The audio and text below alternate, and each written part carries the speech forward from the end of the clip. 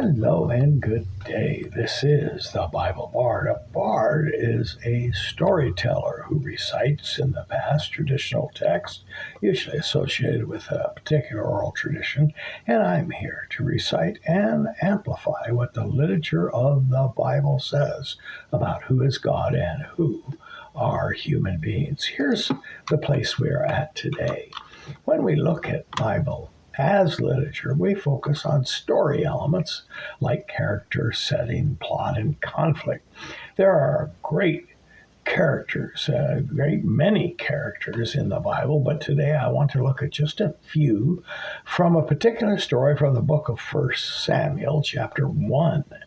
Here we have a man named Elkanah, and he has two wives. One of them is named Peninnah, and the other is Hannah. And the most important character in this story is not the man, but is the second wife, Hannah, or perhaps she's the first wife. Her story takes place about 1200 to 1000 plus years BCE, and is almost 3000 plus years ago.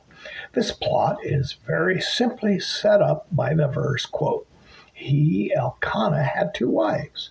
One was called Hannah, and the other Peninnah. And Peninnah had children, and Hannah had none."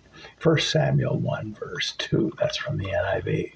Now, while modern feminists won't like this plot, the fact is only women can conceive another human being in their bodies, grow that person within their bodies, and only women can give birth to a new person, a new human being. And also only women can feed a baby using their bodies. The natural history of humanity ends if women do not perform this essential function. Anyone who opposes women doing what only women can do is actually an enemy of the human race. The plot, of course, in this story thickens when we learn, quote, "The Lord had closed up her, Hannah's, womb. Her rival, the other lady, kept provoking her in order to irritate her. This went on year after year. Her rival provoked her until she wept and would not eat," end quote. That's 1 Samuel 1, verses 6 and 7. Now, feminists also will like the fact that these two women are narrated as rivals. But conflicts in any story are often person versus person. In the Bible, we have conflicts that are narrated as a person versus God, even, who appears in the story as a character. In this story, the background characters are Elkanah. He's a prosperous and indulgent husband. And also God is a background character who, according to the narrator, has acted in this story to prevent Hannah from becoming pregnant. Then we have the wife, Peninnah, who the text says, quote, "Peninnah had children." This is plural, so this wife is the catalyst in the plot who triggers the protagonist, Hannah, to act through her taunting comparison. She is the wife bearing children, even though it appears that the husband, Elkanah, loves Hannah, and perhaps this lady, the second wife, Peninnah, is jealous. Yet she's the one bearing children. So she torments Hannah with her success and Hannah's failure in this most basic of female virtues. By now, the feminists have stopped listening. Of course, Elkanah offers only private words of comfort when he says to Hannah, quote, "Why are you weeping? Why don't you eat? Why are you downhearted? Don't I mean more to you than 10 sons?" That's 1 Samuel chapter 1, verse 8. Here's a man, a husband, who completely misses in this story what is going on between his wives. He understands that words have been said, but he appears to dismiss the seriousness of the rivalry. And he makes Hannah's devastated reaction all about himself, saying, "Don't I mean more to you?" End quote. Discussion. When Elkanah takes the family in a particular year about 20 miles north to the tabernacle, the historic Hebrew tabernacle, for a holiday and a pilgrimage to the town Shiloh, where the tabernacle is, and he's going there to worship the God of Israel at a special holiday, Hannah decides to act. But she doesn't put poison in her tormentor's drink. She doesn't attack her from behind or slander her rival to her husband. Instead, Hannah does something very unusual. She talks to God. Here's the text in the story. It says, quote, "In her deep anguish, Hannah prayed to the Lord, weeping bitterly. And she made a vow, saying, 'Lord Almighty, if you will only look on your servant's misery and remember me, and not forget your servant, but give her a son, then I will give him to the Lord for all the days of his life.'" End quote. 1 Samuel 1, verse 11. Of course, the priest Eli is sitting there, another man. He sees her lips moving in prayer, but he hears no sound. He just sees her lips moving. So he misses the fact that she's even praying. He misses the gravity of her prayer and concludes she's a drunk. And when she responds to this accusation saying, quote, No, not so, my Lord. I was pouring out my soul to the Lord.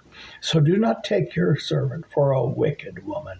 I have been praying here out of my great anguish and grief. Well, Eli, he can't empathize with her sorrow because he has sons who he grieves over.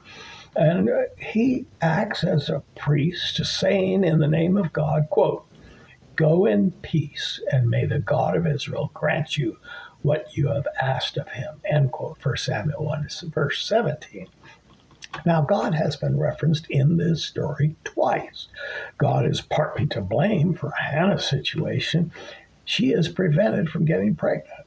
God is not responsible for the conflict between the two women, but God is acting behind the scenes in a way that appears negative. Like the story in the book of Esther, God is behind events and moving forward with his purpose, although the readers of the story it has not been revealed what that purpose is.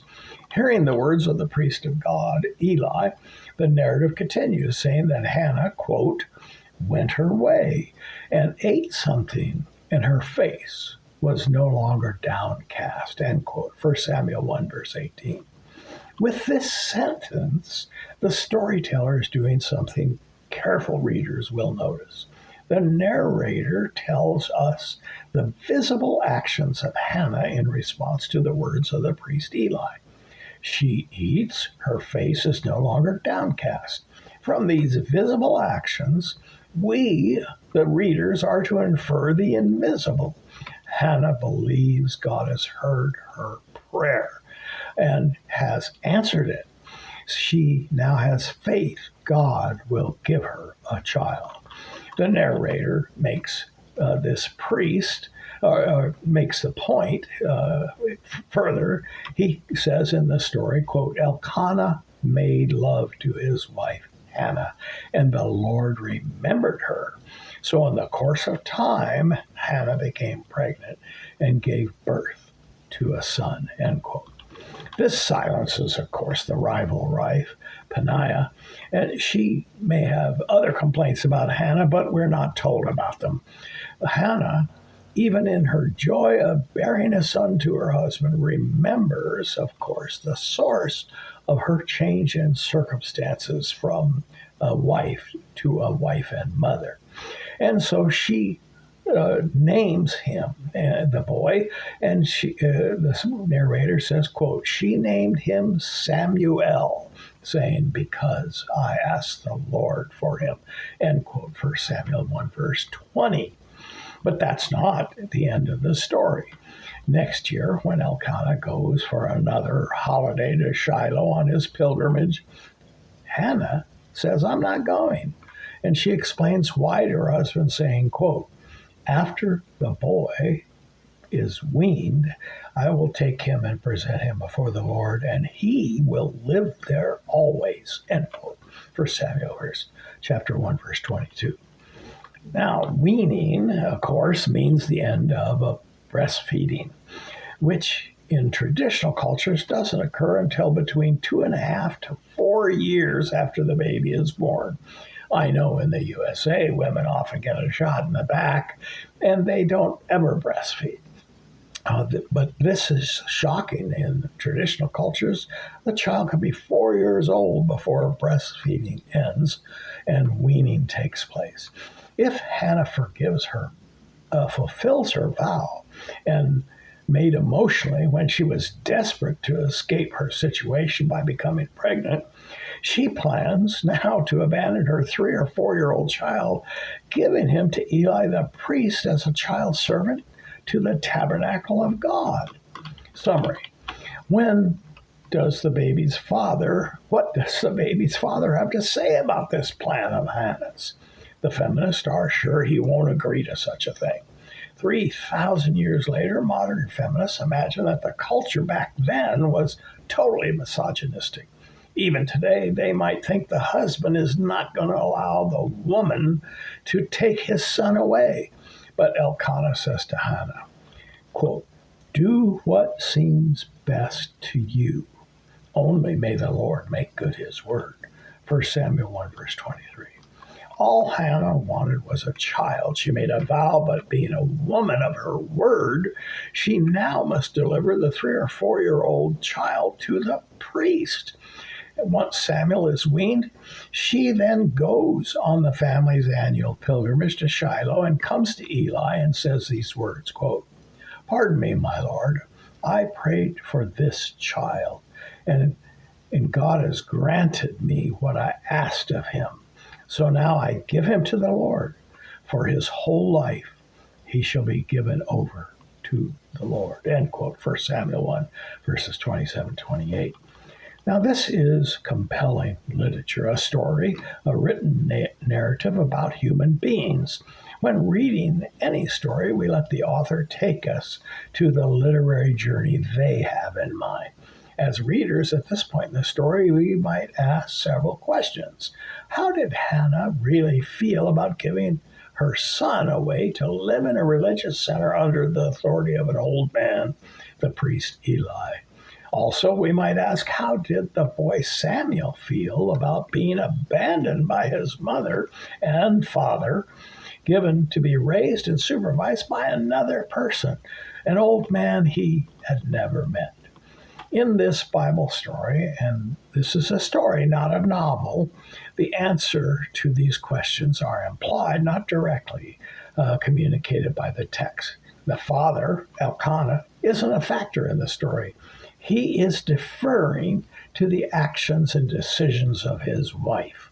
The character of Hannah, presented as not a wicked woman, unquote, tells us she feels the grief of the decision, but in her devotion to God must do as she vowed. Our feelings are perhaps most for the child. He did not decide to be born. He did not determine who his parents would be, their circumstances, or how his presence would fit into their lives. Now, he is handed over to Eli and must be looking back and forth between his mother and this new authority. Of course, we should mention the other two characters witnessing this transaction. Eli, the narrator, says, quote, "Worship the Lord there." Samuel, currently a child, is going to have a great impact in the life of the old man Eli. What Eli knows in this moment is that God has acted, so he responds in worship. Then the final character in the story, of course, is God. It appears God set this thing up. He kept the woman, Hannah, from getting pregnant, apparently knowing her rival would taunt her about it. Hannah makes a vow. The priest of the Lord, such as he is, confirms the vow. And the wife then gets pregnant, gives birth to a son, and fulfills her vow. There is now in the tabernacle a person, a little boy, Samuel, who is when he grows up, is going to inaugurate two kings in Israel, first Saul and then his replacement David. In the narrative, God has been mentioned only twice as God, but once as the Lord. Careful readers can feel not only the human struggle, the pain, joy, and resolve, but also see God as moving silently in the narrative, accomplishing something we might not think is so important.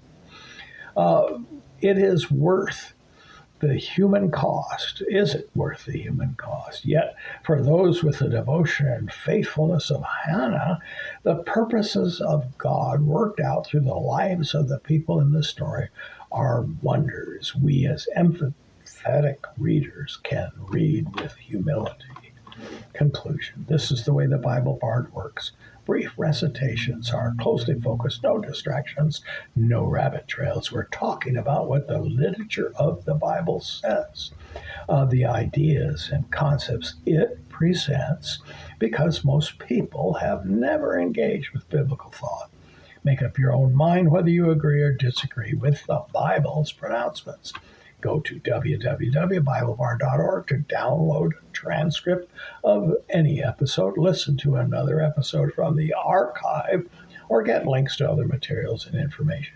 Remember, the Bible Bard English podcast is translated into other languages, including Spanish, Hindi, Nepali, Urdu, Swahili, Chiguwa, and Bengali. That last one is in transcript only. We're looking for other local translators. You can support the Bible Bard podcast on Patreon. Find Bible Bard USA. As little as $1 a week or $5 a month helps to cover the cost of the podcast. You can also give at GoFundMe, or at the website, click the Donate tab and make a contribution. Send the Bible Bard any question or remarks you care to offer to BibleBardUS@gmail.com. We're glad to hear from you. And connections, thanks in advance for following, subscribing, sharing, and commenting on the Bible Bard content from our many platforms. We have audio podcasts and we publish videos. And so, until next time, this is the Bible Bard.